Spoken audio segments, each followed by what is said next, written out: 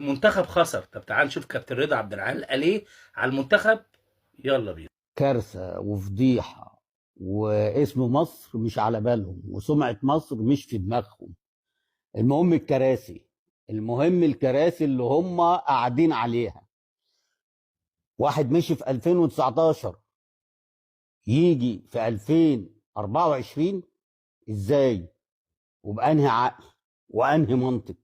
انتوا مشيتوه في 2019 عشان فشل، وما خدناش بطولة كانت على ملعبنا وفي وسط جماهيرنا، ووصلنا دور ال 16 وخرجنا منه، كانت فضيحة.